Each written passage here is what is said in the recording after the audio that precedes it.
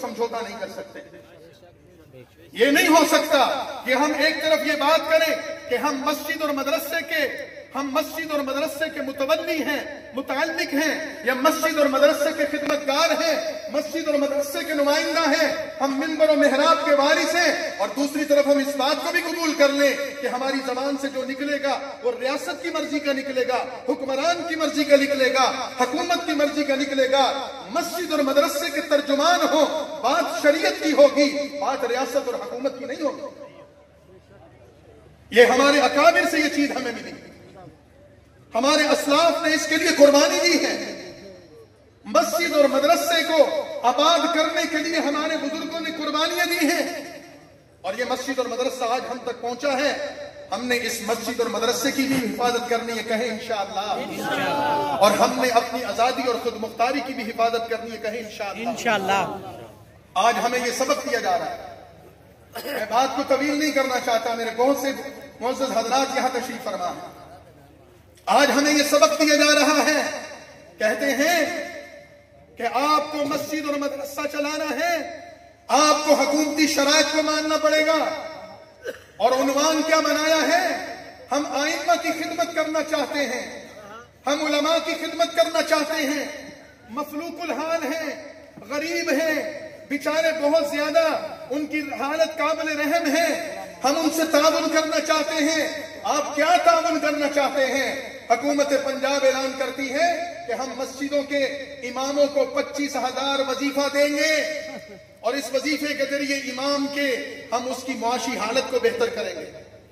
آپ مجھے بتائیے، یہ جامعہ صادقیہ عباسیہ، مولانا معین الدین صاحب، ان کے بیٹے مولانا عثمان صاحب، ان کے اساتذہ اور انتظامیہ کی ذمہ دار موجود ہیں، آپ ان کے متعلقین اور ادارے کے معاونین موجود ہیں.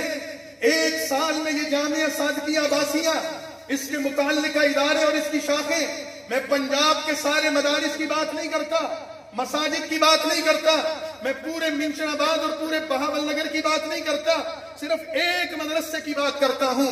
اس ایک مدرسے سے جڑے ہوئے ہزاروں طلباء، سینکڑوں اساتذہ اور ان کے منتظمین پر یہ جامعہ صادقیہ عباسیہ اپنے بچوں پر، اپنی بچیوں پر، اپنی معلمات پر، اپنے معلمین پر، اپنے اساتذہ اور اپنی ضروریات پر سالانہ کروڑوں روپیہ خرچ کرتا ہے، بغیر حکومت کی امداد کے، بغیر حکومت کے تعاون کے.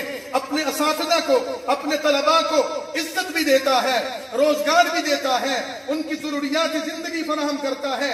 ایک کاغذ اور قلم سے لے کر لباس اور بستر اور کھانے تک، میڈیکل کی تمام سہولیات، رہائش کی تمام ضروریات یہ مدرسہ فراہم کرتا ہے. مجھے بتائیے، یہ حکومت کے تعاون سے چل رہا ہے؟ کون سے تعاون سے چل رہا ہے؟ عام لوگوں کے تعاون سے چل رہا ہے، مسلمانوں کی خیر خواہی سے چل رہا ہے. جو مدرسہ خود کروڑوں روپیہ اپنے ادارے پر، اپنی انتظامیہ، اپنے متعلقین پر، اپنے طلباء اساتذہ پر خرچ کر رہی ہے، وہ مدرسہ تمہارے 25,000 کا محتاج ہے؟ ہم سمجھتے ہیں جمعیت علماء اسلام کے قائد مولانا فضل الرحمان نے، وفاق المدارس العربیہ کی قیادت نے جب یہ اعلان کیا ہمیں تمہارے 25,000 کی ضرورت نہیں، ہم تمہارے 25,000 کو قبول کرنے کے لیے تیار نہیں. علماء کو بتایا گیا، طلباء کو بتایا گیا، دیندار مسلمانوں کو بتایا گیا، میڈیا کے سامنے یہ بات رکھی گئی.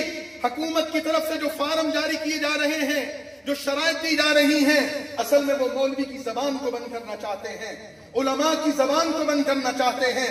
منبر و محراب سے اٹھنے والی اس آزادی اور خود مختاری کی آواز کو بند کرنا چاہتے ہیں. حکومت کی طرف سے تردید کی گئی، نئی نئی غلط فہمی پھیلائی جا رہی ہے، مولانا صاحب اس پر سیاست کر رہے ہیں. 2 دن پہلے میڈیا پر حکومت کی طرف سے جاری ہونے والی اس رپورٹ نے تمہارا بھانڈا پھوڑ دیا ہے، تمہارے گندے ارادوں کو بے نقاب کر دیا ہے، تمہارے مذموم مقاصد اور عزائم کو قوم کے سامنے رکھ دیا ہے. وہ کہتے ہیں جس مولوی صاحب کو وظیفہ دیا جائے گا وہ تقریر حکومت کی مرضی سے کرے گا، اگر اس نے ریاست کی کسی پالیسی پر تنقید کی، اس نے ریاست کی کسی چیز پر مخالفت کی، اس کو تنبیہ کی جائے گی. پہلے مرحلے میں اس کے وظیفے کو کاٹا جائے گا، دوسرے مرحلے پر اس کا وظیفہ بند کم کیا جائے گا، تیسرے مرحلے پر اس سے 7 کا وظیفہ واپس لیا جائے گا، اور ابھی چوتھا اور 5واں مرحلہ بتا نہیں رہے۔ تو جو مولوی صاحبان اس 25,000 کے وظیفے کے چکر میں پڑنا چاہتے ہیں، جو لوگ ہمیں ڈالنا چاہتے ہیں، ابھی تو وظیفہ شروع نہیں ہوا اور تمہارا گندا کردار کھل کر سامنے آ گیا۔ اور میرے بھائیوں، جی بالکل، ابھی تو عشق کی ابتدا ہے، حضرت فرما رہے روتا ہے کیا، لیکن میں کیا کروں، میں کہنے پر مجبور ہوں۔ اگر تم مولوی کے اتنے ہی ہمدرد ہو، آؤ دینی مدارس کے بجلی کے بل معاف کرو، آؤ مسجدوں کے بجلی کے بل معاف کرو، آؤ گیس اور پانی کے بل معاف کرو۔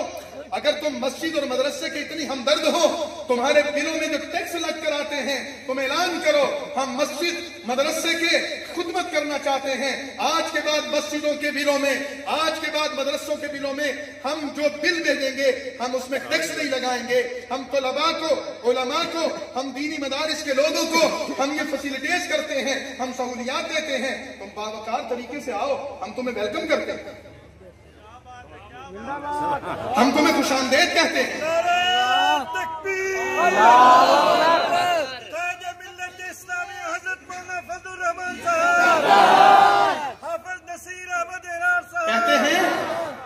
کہتے ہیں مولانا صاحب کا نام لیا تو مجھے وہ بات بھی یاد آ گئی، مولانا صاحب خود تو حکومت کی تنخواہیں لیں اور مولوی صاحب کو 25,000 ملے تو مولانا کو تکلیف ہوتی ہے۔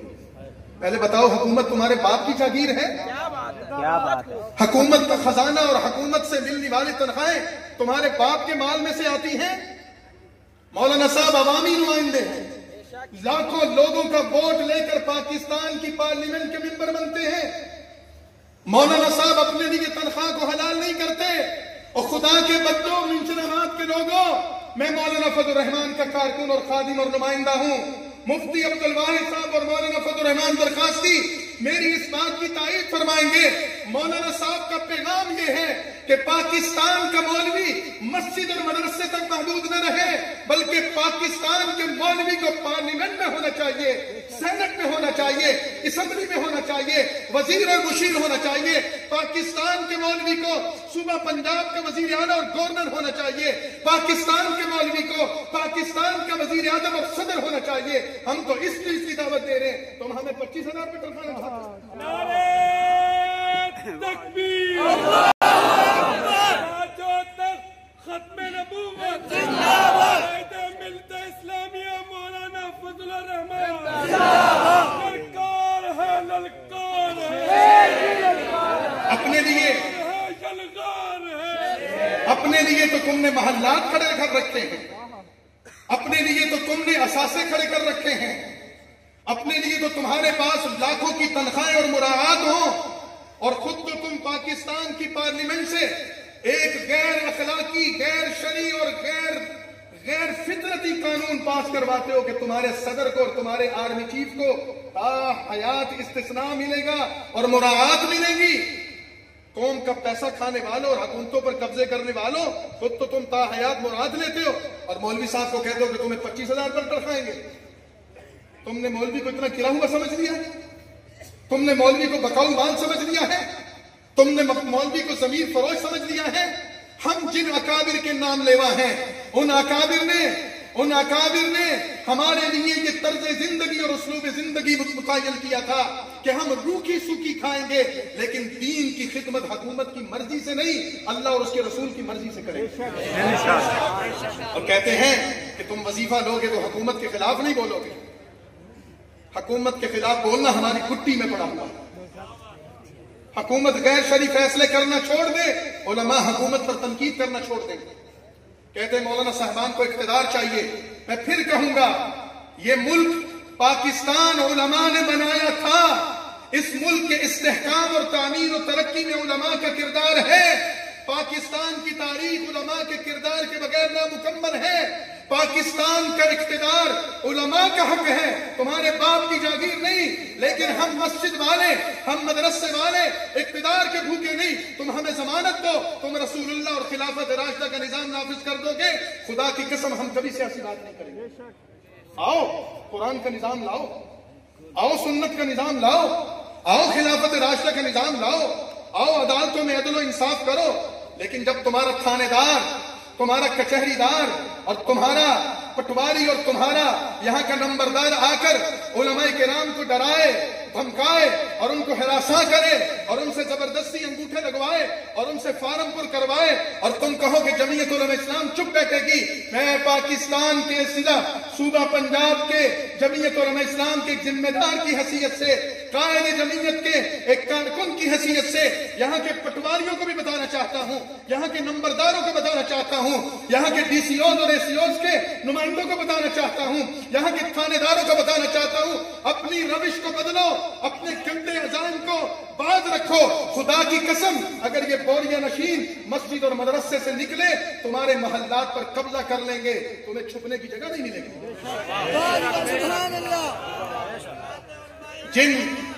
جن اکابر کے ہم نام لیوا ہیں انہوں نے تو تمہارے باپ انگریز کا روب داب نہیں مانا، تم کیا چیز ہو، تمہاری کیا حیثیت؟ اور آج میں اپنی بات کو ختم کرتے ہوئے یہ بھی ذکر کرنا چاہتا ہوں، آج پنجاب کے مدارس کو، پنجاب کی مساجد کو، پنجاب کے علماء اور طلباء اور ائمہ مدارس کو چند مفتی صاحبان اور چند مولوی صاحبان حکومت کے نمائندے بن کر یہ پیغام دینا چاہتے ہیں اور بار بار درس دیتے ہیں اور بار بار سبق دیتے ہیں کہ آپ کو وظیفہ قبول کرنا چاہیے، یہ حکومت ہماری ہے، یہ ریاست ہماری ہے۔ مولانا صاحب اور مفتی صاحب، آپ کو ہمیں یہ بتانے کی ضرورت نہیں ہے کہ ریاست اور حکومت ہماری ہے کہ نہیں، ہم جانتے ہیں الحمدللہ یہ ملک ہمارا ہے، یہ ریاست ہماری ہے، یہ حکمران ہمارے ہیں، ہم بھی اسی ملک کے فرد ہیں، وہ بھی اسی ملک کے فرد ہیں، لیکن تمہارے کہنے میں اور ہمارے کہنے میں یہ فرق ہے۔ ہم جانتے ہیں تم جو وظیفہ دینے کی ترغیب دے رہے ہو اس کے پیچھے بھی تمہاری وظیفہ خوری ہے، تم ایسے نہیں کہہ رہے اور کہتے ہیں کہ دارالعلوم دیوبند نے وظیفہ لیا، دارالعلوم دیوبند کے لوگوں نے وظیفہ لیا۔ میں اس ایک موقر اجتماع میں کھڑے ہو کر پوری ذمہ داری سے کہتا ہوں، اگر تم دارالعلوم دیوبند کی روایات کو قائم نہیں رکھ سکتے، اگر تم دارالعلوم دیوبند کے اسلاف کے کردار کو زندہ نہیں رکھ سکتے، ہم تمہیں دارالعلوم دیوبند کو گالی دینے کی بھی اجازت نہیں دیں گے۔ دارالعلوم دیوبند کے لیے اس سے بڑی گالی کیا ہو سکتی ہے کہ وہ انگریزوں کا وظیفہ خوار تھا؟ ہمارے لیے اس سے بڑی گالی کوئی نہیں ہے۔ جس دارالعلوم دیوبند کی بنیاد انگریز دشمنی پر رکھی گئی، تاریخ کی کتابوں میں وہ واقعہ محفوظ ہیں۔ مولانا حسین احمد مدنی دارالعلوم دیوبند کے شیخ الحدیث تھے، دارالعلوم دیوبند کے مدرس تھے، انہوں نے فتویٰ دیا انگریز کی فوج میں بھرتی حرام ہے، انگریزی عدالت میں مقدمہ، انگریزی عدالت میں بغاوت کا مقدمہ چلا، کراچی کے خالق دینا ہال میں انگریز جج کے سامنے سماعت ہوئی، مولانا حسین احمد مدنی کو کھڑا کیا گیا، فرد جرم عائد کی گئی اور کہا گیا مولانا آپ نے فتویٰ دیا ہے انگریز کی فوج میں بھرتی حرام ہے۔ مولانا نے کہا میں نے فتویٰ دیا تھا، آج بھی دیتا ہوں، آئندہ بھی دیتا رہوں گا، انگریز کی فوج میں بھرتی حرام ہے۔ الزام لگانے والے کہتے ہیں مولانا یہ بغاوت ہے اور اس بغاوت کی سزا آپ کو معلوم ہے، تاریخ نے یہ سبق محفوظ کیا، تاریخ نے یہ منظر محفوظ رکھا ہے۔ دارالعلوم دیوبند کے ثبوت مولانا حسین احمد مدنی نے اپنی بغل سے چادر نکالی اور جج کے سامنے رکھی اور کہا جج صاحب بغاوت کی سزا موت ہو سکتی ہے، تو اپنا فیصلہ سنا۔ حسین احمد جب دیوبند سے چلا تھا اپنا کفن ساتھ لے کر آیا۔ ہم تو اس کردار کے مالک ہیں، ہمارے اکابر اور اسلاف کا تو یہ کردار ہے، اور تم ہمیں کہتے ہو کہ دارالعلوم دیوبند وظیفہ خوار تھا۔ غلط تاریخ بیان کرتے ہیں، اپنے تقدس کے آڑ میں لوگوں کے سامنے جھوٹ بول رہے ہیں، غلط کردار پیش کر رہے ہو۔ تاریخ میں یہ یاد رکھا جائے گا کچھ لوگ تھے جنہوں نے مدرسے کی حفاظت کے لیے وفاق بنایا اور کچھ لوگ تھے جنہوں نے اس وفاق کو توڑا۔ وفاق کو بنانے اور چلانے والوں کا کردار بھی تاریخ محفوظ رکھے گی اور وفاق المدارس کو توڑنے والوں کا کردار بھی تاریخ محفوظ رکھے گی۔ آج پاکستان کا وزیر کھڑا ہوتا ہے اسمبلی میں کہتا ہے خواجہ آصف کوئی معمولی آدمی نہیں ہے، حکومت کا سینئر وزیر ہے، اور وہ کھڑے ہو کر یہ کہتا ہے کہ اسلام آباد کے ہزاروں مدرسے قبضوں کی جگہ پر بنے ہوئے ہیں، اور اللہ کی شان یہ ہے کہ خدا فرعون کے گھر میں موسیٰ کو پالتا ہے۔ اسی حکومت کے ایک نمائندہ اور اسی حکومت کے ایک سینئر رکن حنیف عباسی نے اس کے منہ پر یہ کہہ کر کالک مر دی کہ خواجہ آصف کا بیان جھوٹ پر مبنی، کوئی مدرسہ اور مسجد قبضے کی جگہ پر نہیں بنی۔ اور ہم یہ کہتے ہیں جنہوں نے فارم 47 کے ذریعے عوام کے اقتدار اور ووٹوں پر قبضہ کر کے اقتدار کو قبضے میں لیا ہوا ہے